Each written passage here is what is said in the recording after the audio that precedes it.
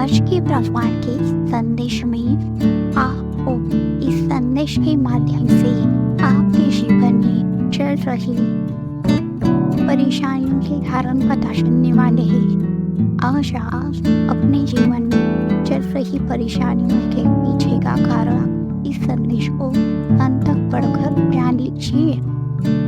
आज आप यह जान लीजिए कि मानव जीवन में वास्तुशास्त्र का महत्व क्या होता है। अगर आप ब्रह्मांड की शक्ति पर विश्वास करते हैं तो कृपया ऐसे ही अधिक ब्रह्मांड के संदेश सुनने के लिए आपके अपने इस चैनल को जरूर सब्सक्राइब करें। मान्यता यह है कि वास्तुशास्त्र के सिद्धांतों और नियमों से ही नकारात्मक ऊर्जा दूर रहती है और इससे वातावरण शुद्ध और सुरक्षित रहता है। आप अपने जीवन में कभी भी ताज़ा महसूस नहीं करते हैं तो समझ लीजिए कि यह वास्तु दोष के लक्षण है। धन का व्यर्थ में बार बार किसी न किसी कारण से खर्च हो जाना, यह भी एक लक्षण होता है वास्तु दोष होने का। अगर आपके भी घर में धन का सदैव अपव्यय होता है तो जान लीजिए कि यह वास्तु दोष ही है। और आपके जीवन में अगर बार बार गलत लोगों से पाला पड़ता है तो ध्यान में रखें, यह भी एक वास्तु दोष का ही लक्षण है। अगर आप चाहकर भी अपने कंफर्ट जोन से बाहर नहीं निकल पाते हैं तो जान लीजिए कि यह भी वास्तु दोष का ही एक लक्षण है।